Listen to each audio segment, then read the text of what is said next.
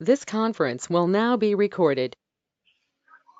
Hi everybody, this is Sean Green, Wasatch Group Real Estate. How you doing?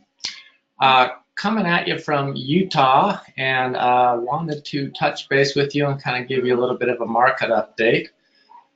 6 months ago, we did one of these updates, and we were feeling all the signs of a slowdown and a little bit of a recession even, but the numbers just weren't reflecting it. Very much not the case this time. We're starting to see everything reflected in the numbers.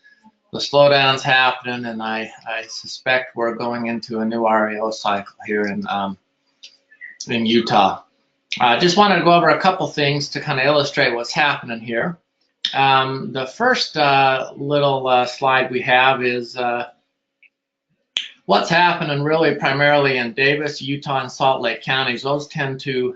Those counties represent the probably the largest number of homes in Utah as far as concentration goes. And once this area starts to decline value-wise, of course, everything else follows.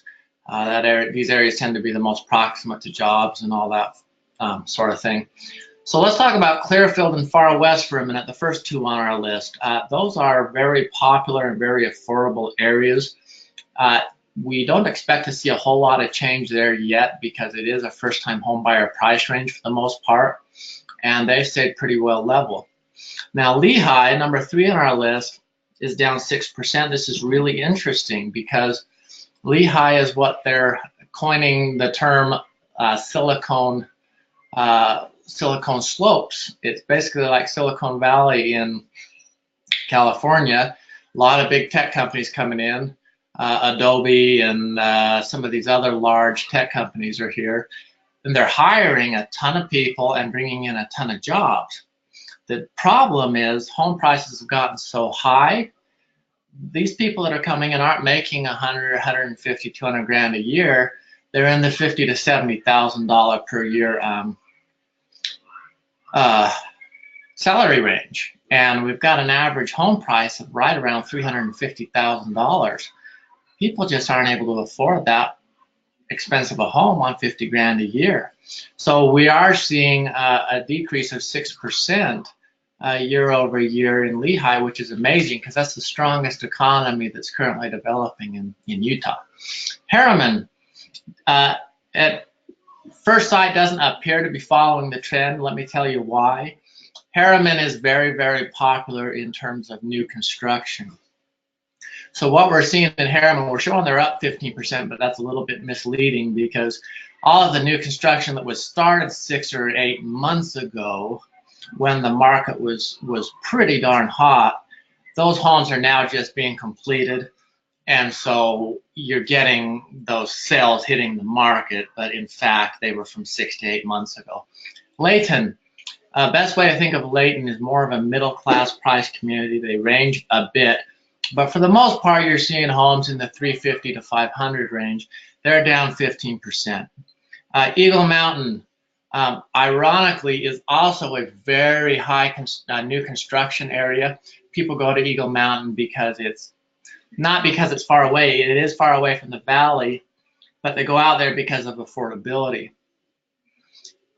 New construction is huge, and they're down 26%. Really telling on what's happening with new construction. We're starting to see that reflected in new construction pricing. Lennar is a home builder out here. They've taken, and I actually have an employee at my brokerage here, and she says, Sean, Lennar is taking price decreases. And this was 6 months ago, so they saw it coming. Kearns, one of the most affordable areas in Salt Lake County, down 11%. Another interesting first-time home buyer market. Kearns is more expensive than Clearfield and Far West. People are just getting outpriced here. They just can't afford even Kearns anymore. Roy, down 21%. West Jordan, one of the largest, most affordable first-time home buyer areas in Salt Lake, down 23%. That's mind-blowing. And Draper, again, another new construction hub, up 12%.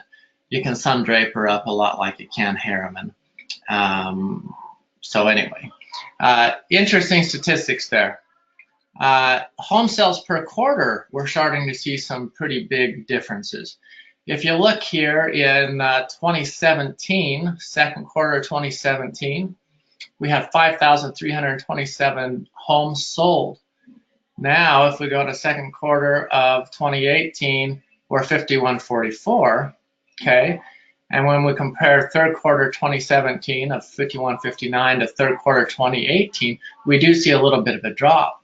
But look at this drop here. This is where I started feeling the downturn. Fourth quarter of 2018, things just came to a halt.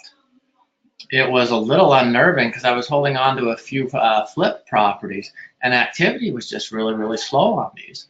So what you're seeing here, fourth quarter of 2017, fourth quarter of 2018, we're really slowing down between those quarters. Okay, just a couple little fun items to support what we're talking about here.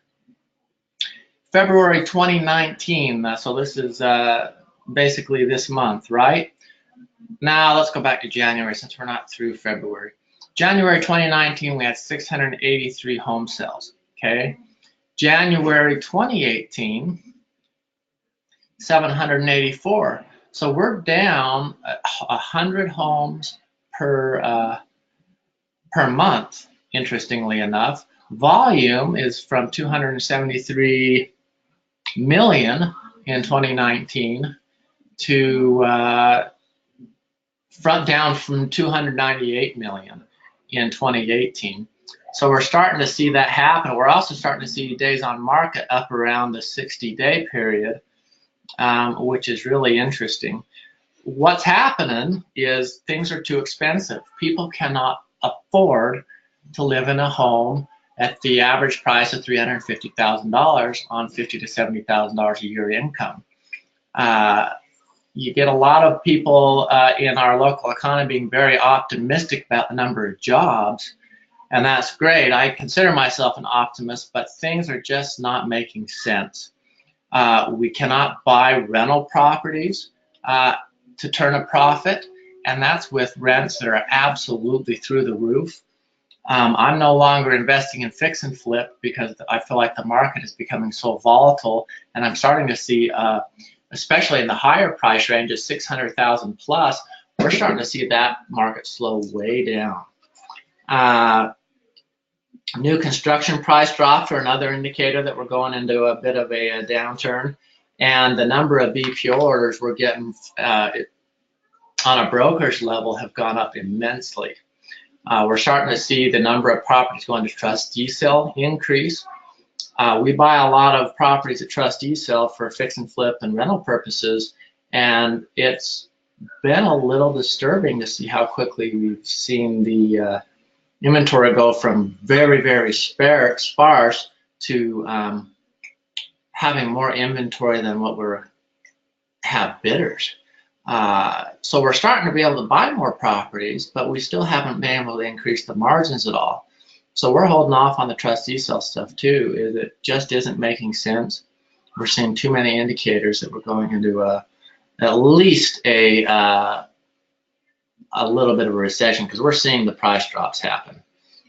We weren't seeing any price drops 8 months ago, and now we're seeing just about every property being priced right according to the MLS, but still needing to take a price drop to be able to sell.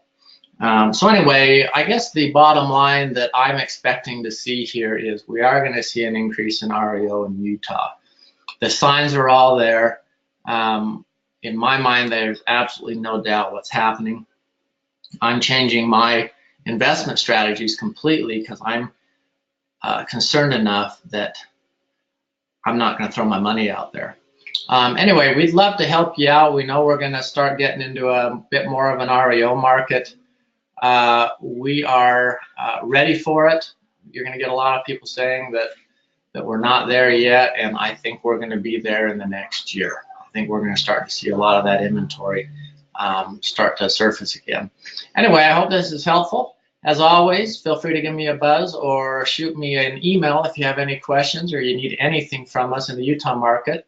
My phone number is 801-808-9164. And my email is broker@wasatch, WASATCH. So broker@wasatchgroup.com. Thank you very much and have a great day.